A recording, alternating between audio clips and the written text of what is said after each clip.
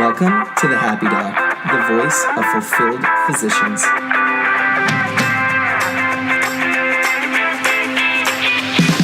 This show is about bringing inspirational, creative, successful, and happy health professionals to you. Get ready to learn how you can be a happy doctor too. For our next guest, we have Dr. Nathalie Martynuk, and she provides a new flavor onto the podcast in that she is actually a PhD. She received her PhD in developmental biology from the University of Toronto, and she also has postdoctoral studies in cancer research at the Peter MacCallum Cancer Centre. So Dr. Nathalie is actually from Australia, so it's interesting to have the international perspective, and we also get to dig into her work in academic research and how she has built her life from that point. I really enjoy what she discusses about how she went through a lot of difficulty in her work with academic research, a time of depression that she went through, and how she's built her life from that. Some of the topics we discuss in this conversation are number one, the importance of transitions and recognizing and taking time during those transitions to reflect and to build from them. Number two is her tips on seizing the day, including meditation, visualization, and reflection. And number three is the concept of imposter syndrome. Of course, there are many things we talk about in this episode, and Dr. Nathalie Martynuk, she brings on a spirit and an energy that I know you guys will definitely appreciate. But those are some of the topics I really enjoyed from this episode. To take a closer look at Dr. Nathalie Martynuk, please make sure to check out the post we made on the Happy Doc website. And something that I ask of everyone listening today is if you're enjoying the Happy Doc podcast, please share it with your friends. Better yet, tag us on Facebook, on Twitter, on social media, so we can give you guys a shout out on the next week's episode.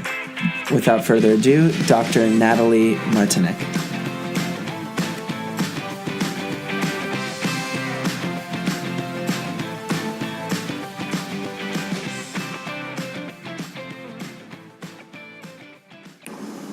Hello, everyone, and this is Taylor, and I'm super pumped. I mean, Nathalie, are you pumped right now? I'm so pumped. All right, so we're both equally pumped to get this show on the road. This is the Happy Doc with Dr. Nathalie, and Nathalie, she told me just prior to this interview that she's trying to revive the mojo of medicine, and I would love you to kind of explain what that means to us. There's a reason you have this podcast, and it's to reveal some of the amazing things going on in the world as inspiration to other doctors and emerging doctors and other practitioners and anyone else who'd be listening. And we hear a lot of really terrible stats about the situation for doctors and other healthcare practitioners. And there are many reasons that that's the case. And so the purpose is to help revive the joy and creativity in practicing medicine. Awesome.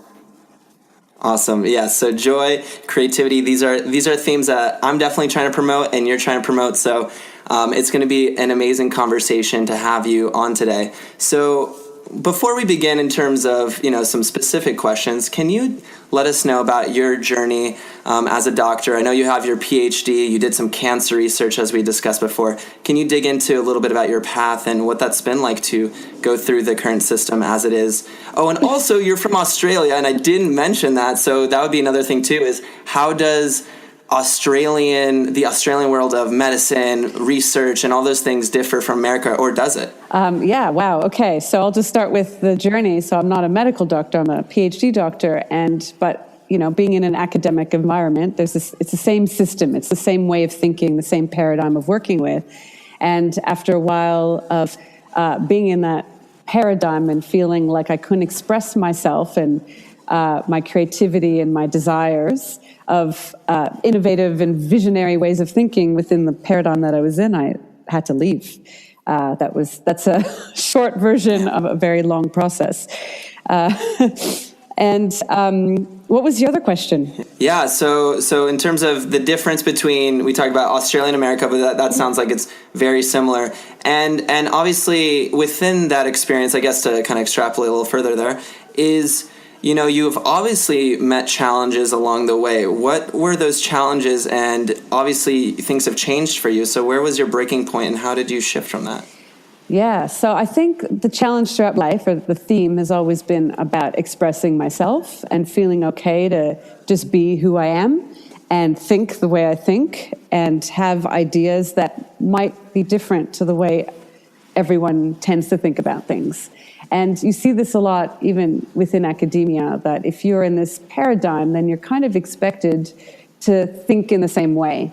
And what I mean by that is that there's no place for intuition. There's no place for chance or synchronicity or having ideas that didn't come from this previous existing evidence. So there wasn't room for that, or having spiritual interests. Like, there wasn't a whole lot of space for that to exist in that environment that I was in. So it was an area of my life that I was suppressing or ignoring for a period of time. And then when I started so I moved from Canada to Australia and started my postdoc, and it was even more restrictive. And Australia is quite different than the US in this idea of taking risks. So when you think about Americans, like, you could sell anything, you can do anything.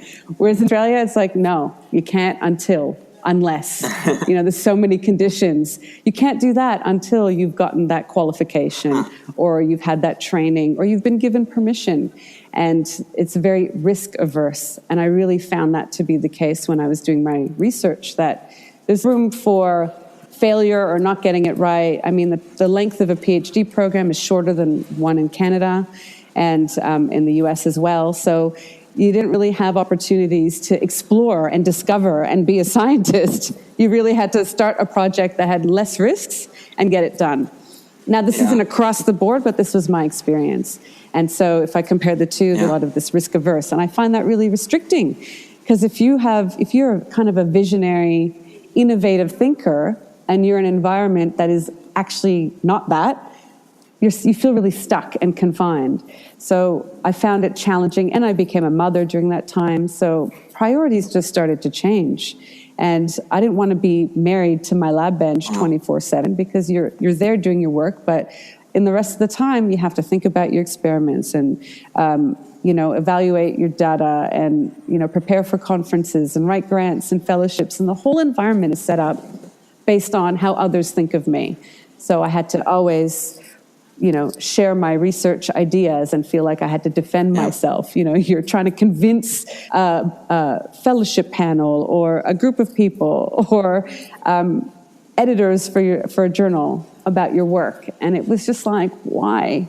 Why are we doing this? Why do I need anyone else's approval for doing something that is about discovery and doing it according to a method? But it just felt really rigid.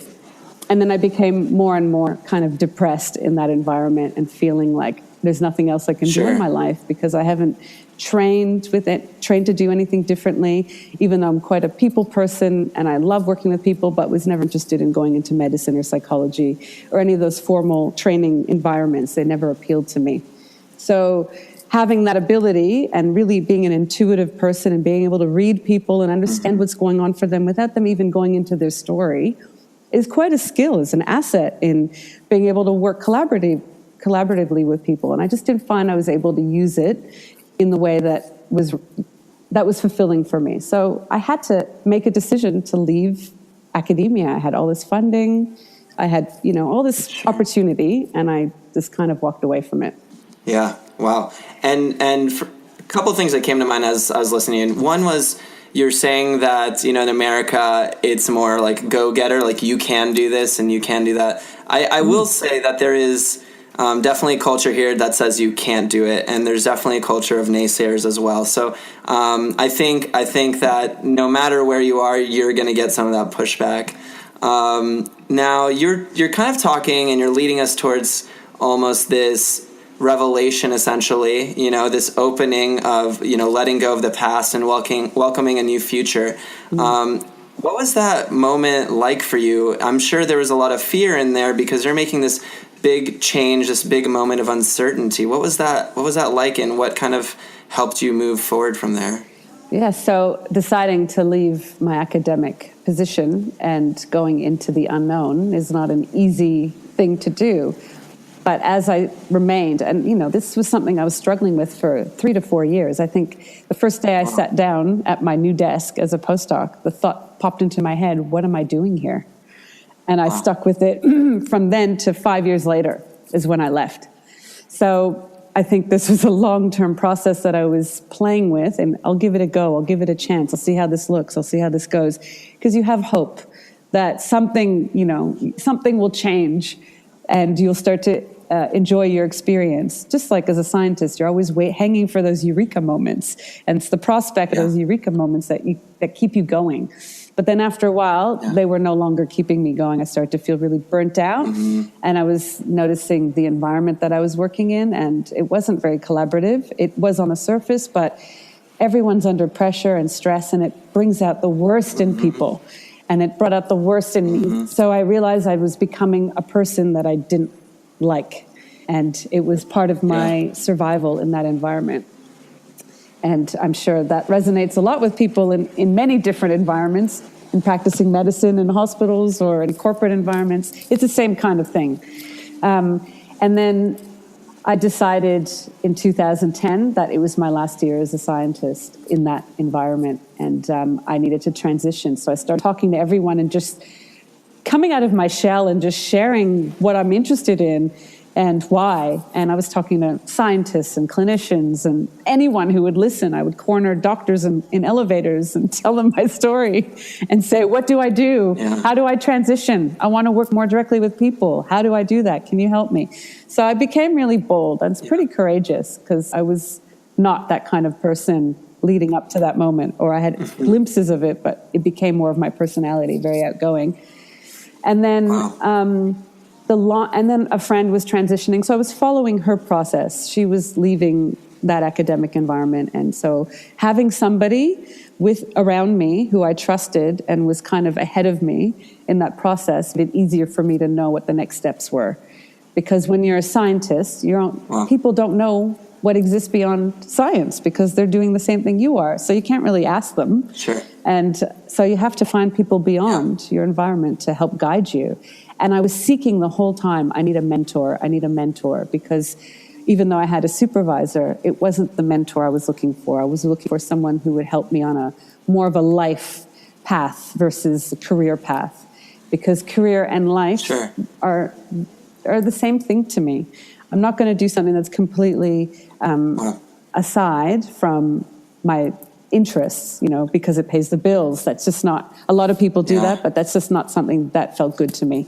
So I needed to transition into something where it could feel more fulfilling and more direct expression of myself and my abilities. And so I found this scientist, an oncologist, and she's incredible. And I was like, can you be my mentor? She's like, I'd love to, but you're leaving science. How the hell am I going to help you? I'm like, I don't know, but just let's stick with this. And over time, even though I had initiated all these great activities, I was starting to feel more and more tired and burnt out. And by the end of the year, I had no job, even though I'd done lots of interviews and tried new things.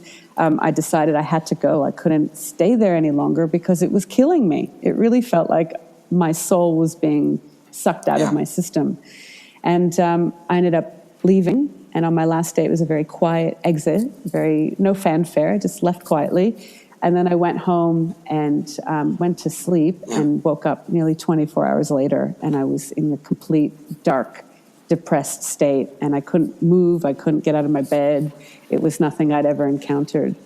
And being a mom with 2 kids is not an easy thing to experience, and still trying to deal with your everyday schedules and routines. And I stuck with that feeling for a few weeks. I was curious about it, even though it felt horrible. I was curious about what this was about because I've never experienced it. I didn't see it coming. And it was that space of all possibility and of nothingness. Like I had no job. I had no other thing to do in my life that I knew about. I had put plans in, but none of them worked out. They all fell through. My husband just started working for himself. So financially, there was a lot of anxiety. So there was all this pressure going on internally and externally, but I just kind of sat in it. And I didn't try to do anything about it. I didn't see any doctors. I didn't want medication. I just wanted to experience what this was about, but it felt horrible. It felt like I was in hell at the same time, really uncomfortable. And then one day I shook my fist to the heavens and demanded my life. I said, this isn't my life. I'm not going to live like this anymore. I demand my life. And then within 24 hours, my whole life changed. Depression was gone. Everything just kick-started again in a very different way. Wow. That's incredible. And I'm wondering, and I'm curious whether, you were telling me you kind of went through this process and, you obviously left your academic job and everything, and you went through that deep rest. I'm wondering if that deep, like depression and deep rest, I always find that funny, right? But I'm wondering if it was just kind of a collection of all of that negativity and stuff you were carrying with you, and you just needed that, just time to like let go of it. It's curious. Who knows what that time was, but it is curious to me. Now, going along this path, you've obviously learned a lot about yourself, and you learned that you couldn't have continued the path you were going on. Reflecting on your path now, would you have, let's say, like, just imagine you had a time machine and you could have popped in and intervened a little bit sooner in the process. Would you have, or do you think going through this process has ultimately been very beneficial for you? I wouldn't change anything because, first of all, I needed to experience everything I have to learn about what I don't want and who I don't want to be. Sure. What I'm not looking for in a mentor or in a doctor or in a friend, or I needed to go through that. And so, part of that depression is that you're losing your identity. So everything I thought I was, the status, the prestige, the labels, the academic position, the finances, all of that left. And so I needed to understand what happens when we go through periods of life of transition, because we go from old us to new us all the time. When we wake up in the morning, it's like we hit the reset button, and there's new opportunity that can happen in that day that is completely separate to what happened yesterday. But if we never sever or distinguish between yesterday and today as different, and yesterday doesn't have to flow into today and what happens in today, then nothing ever changes. So having gone through that 3 to 4 week period of depression, of darkness, was an opportunity to realize what happens to be suspended in that transition, in that place between old and new way, in that space between, as it's called. And there's so much richness there that still keeps coming up for me, and especially when I work with people and seeing what happens to people when they're going through transitions and they don't understand that they're in a transition, and you need patience when you're transitioning from that old you to new you, and what supports you need to have in place to help you with that transition. Because when you don't have it, you get stuck and you stay stuck. Sure. And I love what you just said there. I think often, our society, we're looking for like quick fixes, right? Quick fix this, grab this pill, see this doctor or whatever. But, for you and your journey, you really were, even though you were in that deep depression and that downtime, you were in a very reflective process. And you were trying to understand why you were going through that and how you could overcome it, as opposed to necessarily just taking something, quick, but not getting that beautiful reflection from that process. So I think that was very wise of you. And that's something really amazing. I think the listeners can get out of this is, in those tough times, reflecting on why that tough time is coming in and what you can learn from that process. And, Dr. Nathalie here is really, letting us see that. So that's really great. Another thing I like that you said there was that whole concept of resetting, right? So, resetting from that previous day to your new day. Each day is a new opportunity for you to take advantage, for you to be a better you than you were yesterday. And I think, there's that robotic thought process that people can have where they're just trying to get through the day, that they're just trying to get through this normalized process that they do every day. But you're saying, in your experience, to be able to see things from fresh eyes each day, to add that human creativity that we all have. So I sincerely appreciate, the words you're saying. This is awesome. Like, I'm really excited about this. So to move further, one thing, and kind of in connection to what we're talking about here, is what is something that you do maybe on a daily basis that allows you to seize the day, allows you to reset, allows you to take advantage of your life on a daily basis? Well, part of my daily practice is meditation, and depending on how organized I am, it could be an hour, it could be 5 minutes, it could be kind of a deep connection while I'm in the shower and before I'm getting the kids up and out of the house. So it's, as long as I get that opportunity, or I make that opportunity where I center myself and I visualize the day as I'd like to see it, and I set my own intention of what I want to experience in the day. And that's kind of how we reset, because it didn't matter what happened yesterday or last week or last month. If I take today and decide this is how I want it to be, and these are some of the outcomes I'd like to experience, and it's not so practical or detailed, because I want to remain open to what is in store, because I don't know what's in store, but I don't really want to put conditions on what I experience either. I want to experience, connection with people. I want to be inspired and to inspire. I want to be of service to others. So those are things I put in my morning practice and intention.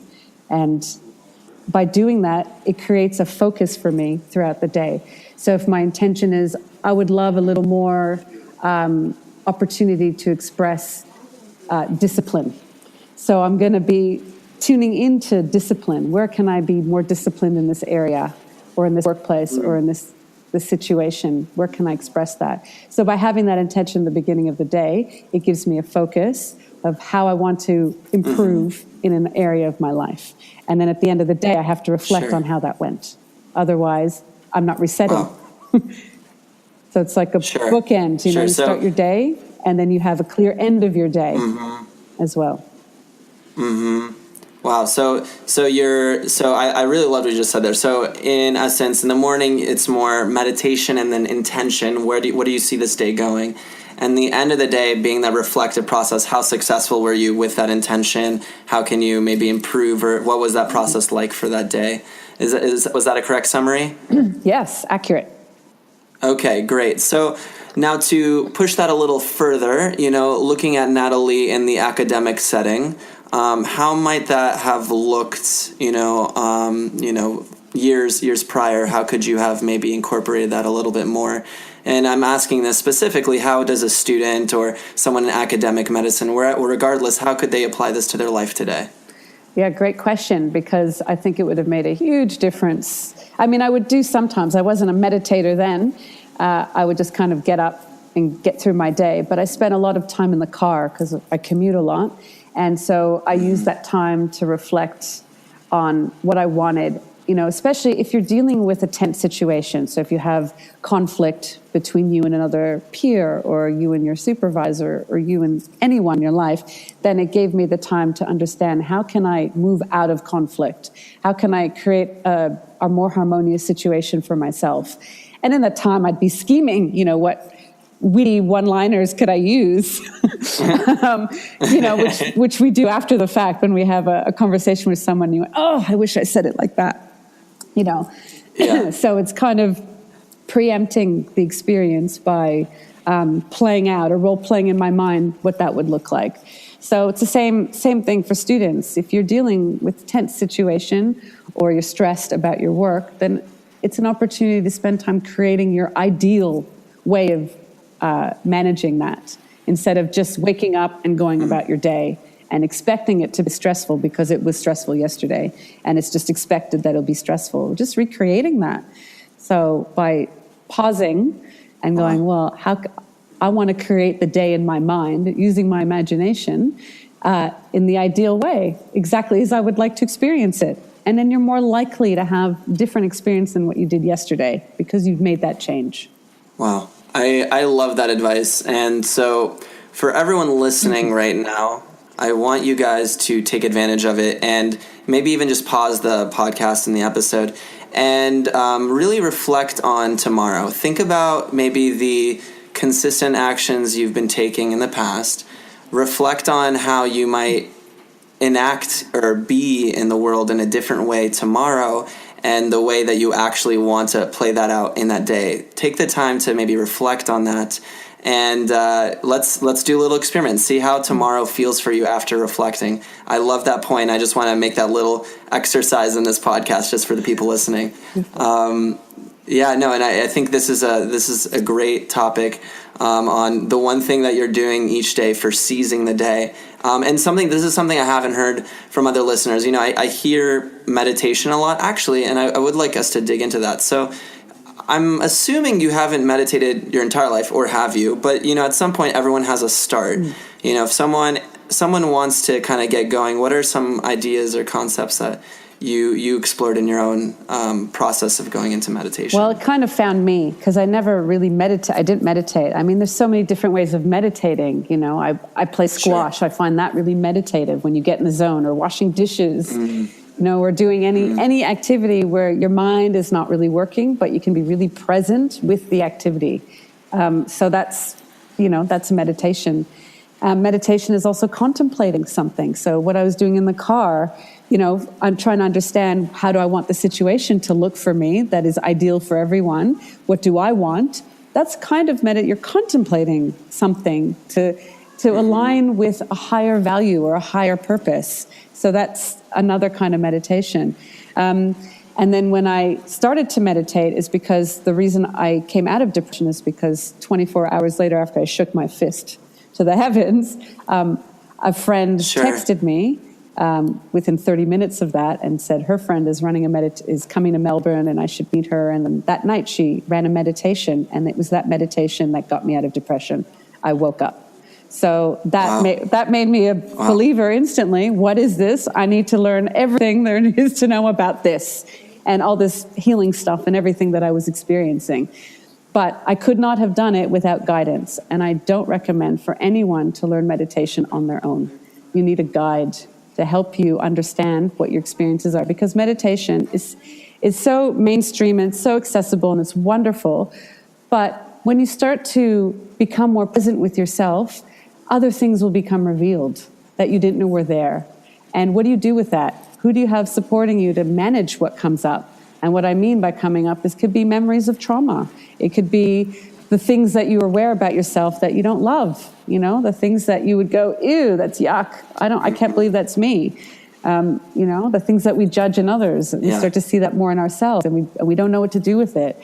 So we need someone who's a guide who has gone through it before us and is farther along in their journey, not above or below, but have an understanding of these experiences and how to work with it.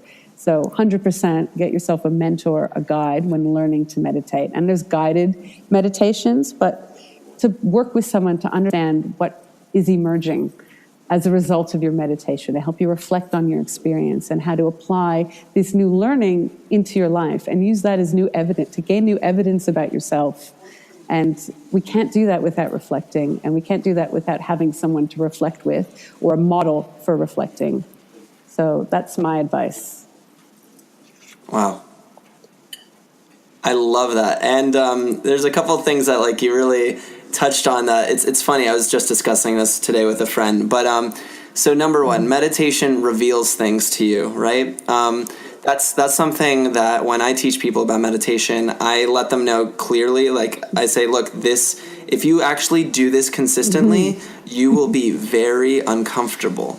Like that's not a lie. And I think anyone who takes this journey to start to do a little bit more self-discovery in this form, you will feel very uncomfortable. And we were talking about specifically relationships. So as you meditate, for example, you might realize that certain people in your circle, or I don't know, diet or habits or whatever you want to call it, certain things in your life revolving around your life are going to reveal themselves to not be a healthy part of you anymore. And it's this weird process, and we were talking about resetting earlier and detaching. You need to you don't need to do anything. There's nothing you need to do, but you'll be revealed or start to see that maybe certain things around and surrounding you aren't healthy for you anymore. And detaching from those relationships to food, to habits, to whatever, to people, that is extremely difficult. And, and like you said, and I really loved what you said, is having that guide, building that support system is so important. So I really, I think it's very wise what you said to, when you're embarking on this journey, to have those protective mechanisms in place. That was really beautifully stated. And I also want to say meditation is huge, like seriously huge. And if you listen to, I listen to a lot of podcasts, but if you listen to anyone who's very successful in their field, what you'll ultimately probably see is, in one way or another, they have some form of meditation built in. Not everyone, and I'm not going to argue that everyone does it, but a lot of people are talking about it, and there's a reason why. At least I can say that personally in my life. So would you agree, Nathalie? Yes. And like I said, there's so many versions of what can be considered meditation that I think people don't realize they're doing it. My husband's a video editor. He's not interested in anything spiritual, but he could spend hours at his video editing suite, and I can tell you he's transcendent, and he's connected, and he's highly intuitive, and he's in the zone. So that's his meditation. Or someone who's mountain biking through forests, and again, that could be their meditation. So it's whatever it is that helps you become more connected with yourself and more centered and attuned, that will help you so much in understanding your role in your relationships and the dynamics that play out between you and everything that you relate with, whether it's you and your mobile phone habits, you and your food habits, you and the way you experience someone else, and the dynamics that you have with each other, and the tendency into certain types of arguments or conflict resolution strategies. Like this, there's so much richness in being centered and then noticing what impact that has on your experiences of everything around you, because we don't exist in a vacuum. And the other thing that I guess hasn't been made explicit is that you can't go through life expecting things to turn out the way you want without knowing what you want and what you need. So part of a meditation is to not necessarily, or part of an intention, so where you're resetting or you're starting your day, is coming again to your vision. What is it that I want to create in my life? How do I want to experience my life? How do I feel purposeful and being of service or usefulness in the world? What does that need to have in it? So that is a part of the daily practice, because you don't know what to do and what to do differently if you're not aiming towards something. So meditation is an opportunity to come back to that vision and to put some more energy and attention into that vision, because the more you do that, the more events in your life or your consciousness, your decisions, your choices start to move towards fulfilling that vision. Wow. And I don't normally do this, but again, here's another great opportunity for me to tell everyone listening in to take a second to pause and ask yourself, what are your goals in life? What is your dream? And what are you ultimately seeking in your experience as a human being? What are you looking for? I think that's another fantastic exercise that people can start to reflect on, even within this conversation with Dr. Nathalie today. That was an awesome point.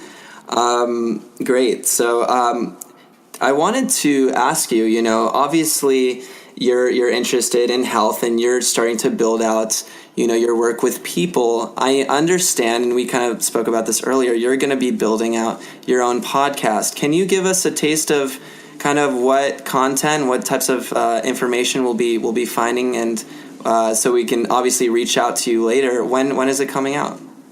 Well, it's going to be launched in September.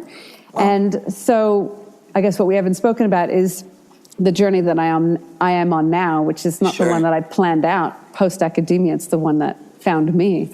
And it's been about supporting doctors and other healthcare practitioners with everything that we've just been talking about, and how to be the kind of healer that you envisioned yourself being, or hopefully envisioned yourself being when you decided to become a doctor or a nurse or whatever type of a lawyer, whatever practice that is involved in helping another person, and what is helped looking like. So the podcast is interviewing people who are walking their talk.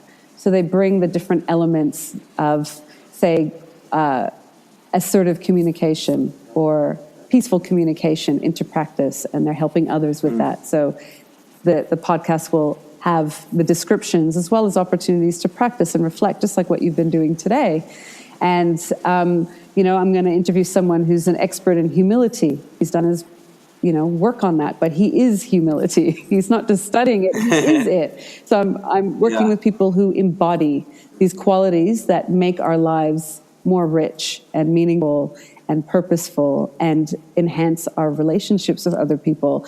And if you're someone who is a helping professional, then these are the things that we need to build into ourselves in order to be effective helpers, rather than I'm talking to someone, they come see me, I'm going to give them a prescription for medication, and they're happy. That's not necessarily helping, because you might not have addressed their underlying need that might not have needed medication. You might not have connected and found out what's going on with them and built this trusting relationship. It's just been, I have their trust already because of my credential or my, perceived credibility. I didn't actually do anything to earn it. So what is the implications for how I work with them, and am I really helping? What does help look like? So I really want to unpack that and provide exercises and thought-stimulating ways to go about your day. Wow, that's amazing, and I'm gonna absolutely be checking that out. And I want everyone, come September, I would love for everyone to also check out Dr. Nathalie's podcast, because that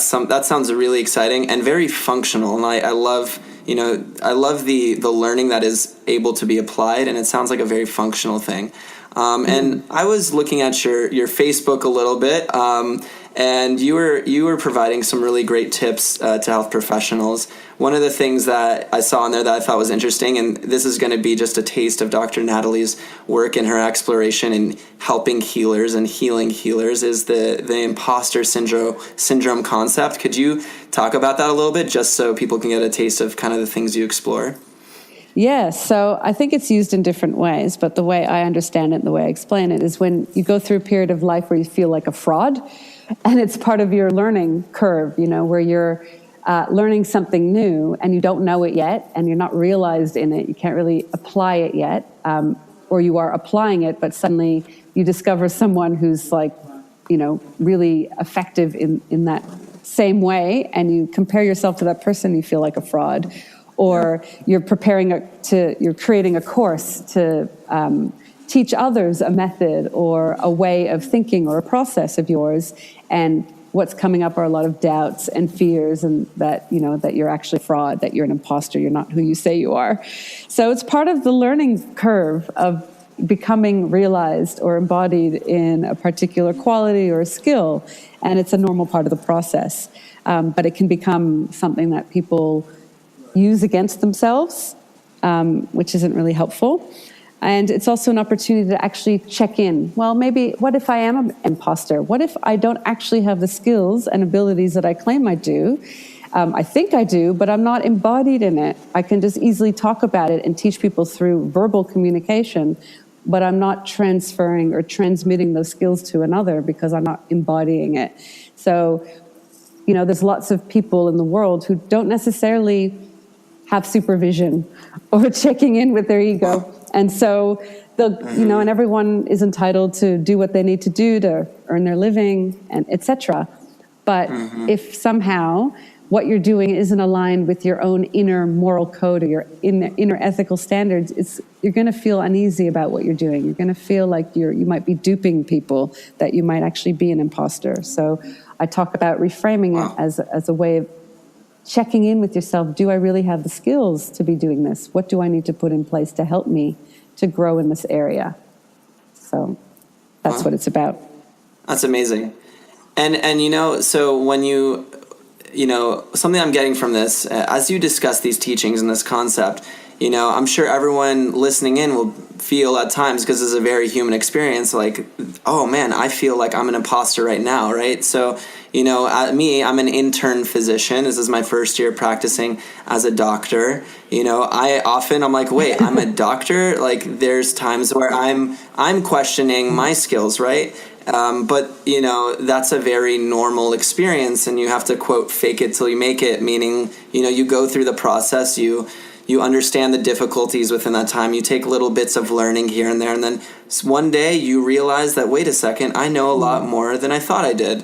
And, you think about those times. I mean, I can reflect on medical school, where I went through first year, for example, and I was like, wait, like, did I even learn anything? And then you go to second year, and then you listen to the first years start talking about medicine or whatever, and you're like, wait a second, like, I do know a lot more than you do. And each year, you might not realize it, but within that year or that process of education, you do pick up a lot, regardless if you're a student, a medical student, or researcher just living your life experiences, you do gain more than you know. So I just think it's imposter syndrome, that's an interesting concept, and I'm really excited to listen to more of your material. That's just one little tidbit or topic that you talked about. So I'm excited to learn more from you, and when this podcast released, that'll be totally awesome. So it's such a like when you talk about the imposter stuff, that's why I keep going back, and I'm going to harp on and on about this. This is one of my main messages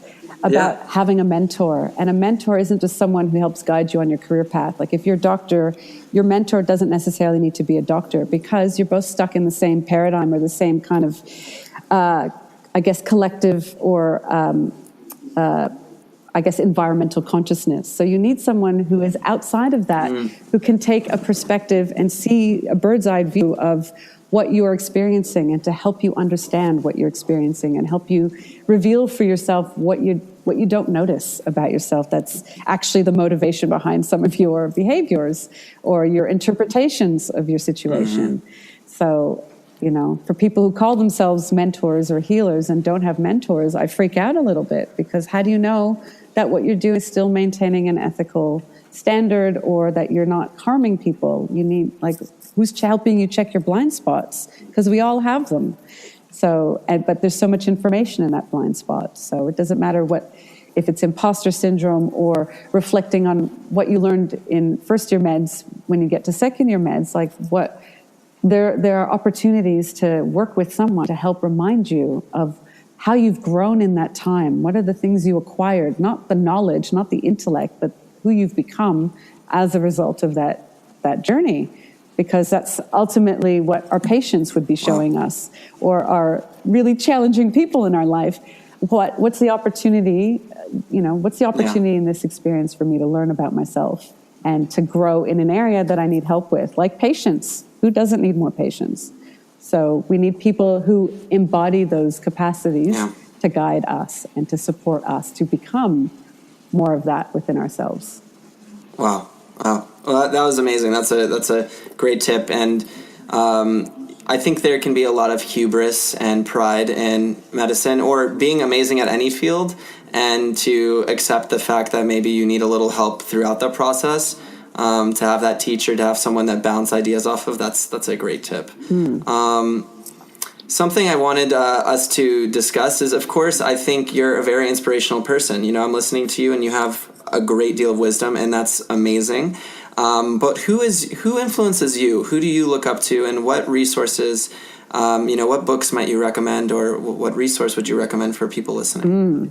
Good question, because I used to be a huge reader, and I've stopped reading, because this is the thing I've learned through my life, that my life is my lab bench. We're constantly acquiring PhDs in aspects of ourselves. Sure. And so I've learned to just go, what's in front of me right now?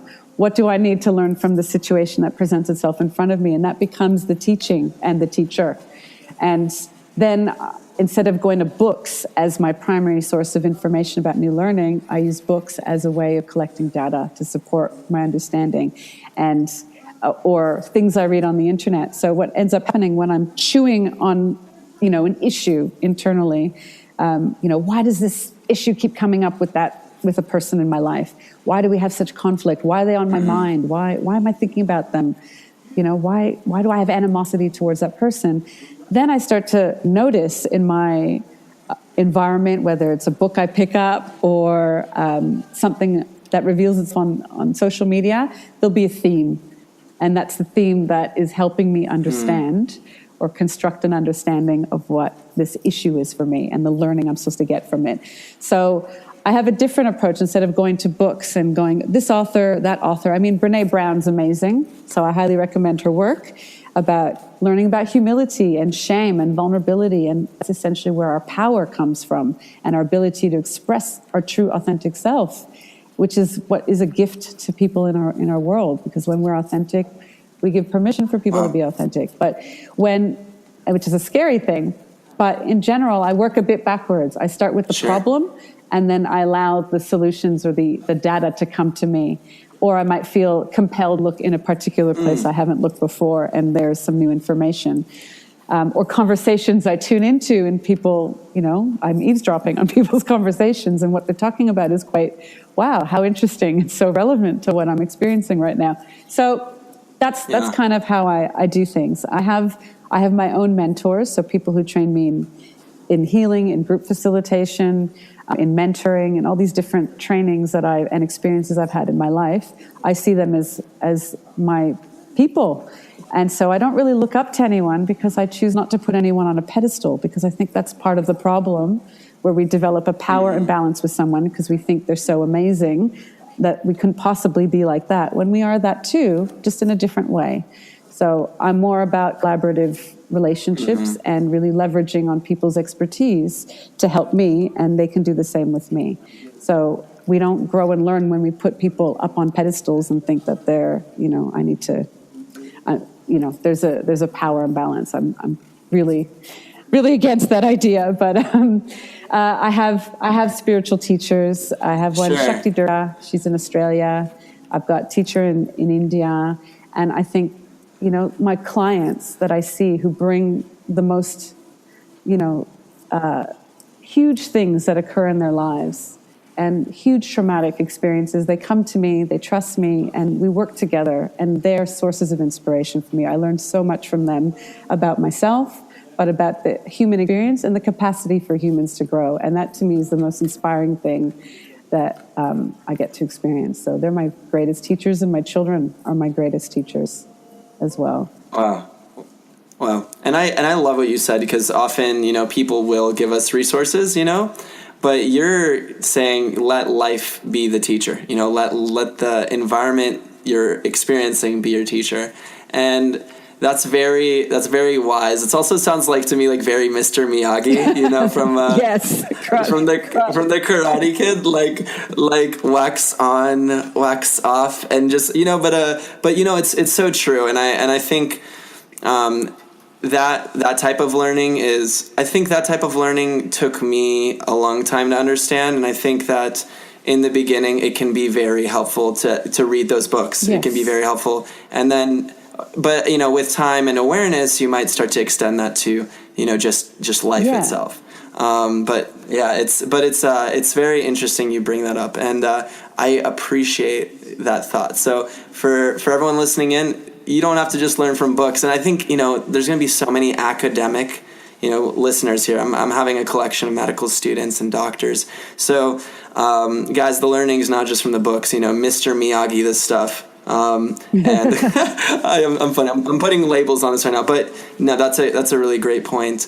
And with that being said, Dr. Nathalie, we touched on some amazing material here, and obviously there's much more to learn from you, and obviously you're gonna have the upcoming podcast come up, so I want people to check that out. But what is one tip that you would like to leave with the listeners today, something that they can take away from this conversation and that they could apply today? I think the underlying theme of this whole conversation is about trust. And, in order for me to go from being the scientist and, the things that I thought were so important to me in my life and the security that they gave me to not having them, takes a bit of trust that you're going to be looked after, or things will work out as they should, because you're being guided.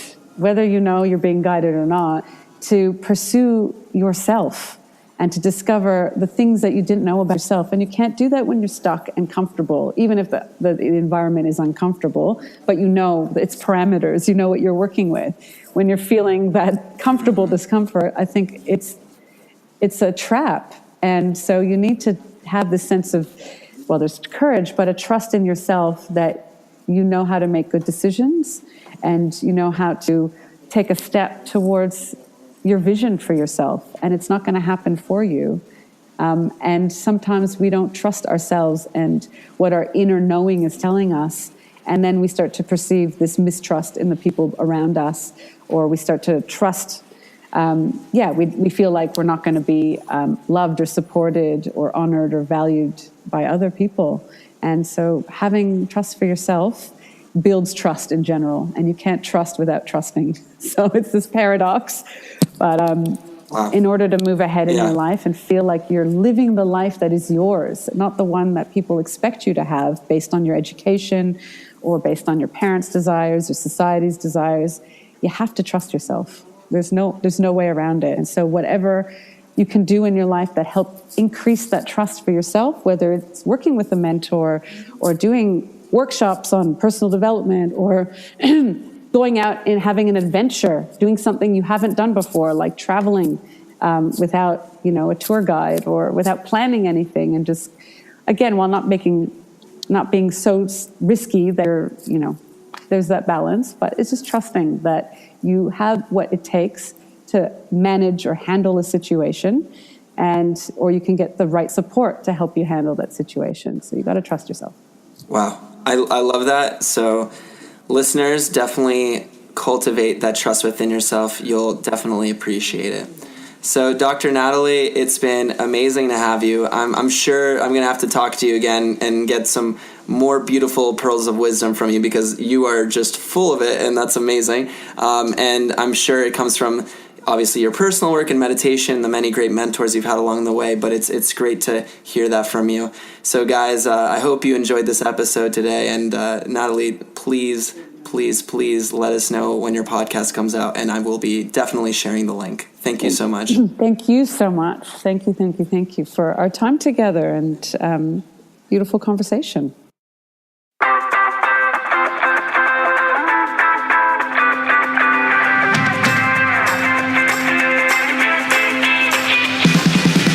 Hey guys, we hope you enjoyed this episode, and we want you to definitely subscribe to our social media channels.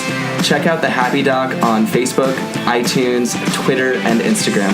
Please like, subscribe, share, and send us feedback. And please check out the website, www.thehappydoc.com. Again, we hope you enjoyed The Happy Doc, the voice of fulfilled physicians. Peace out.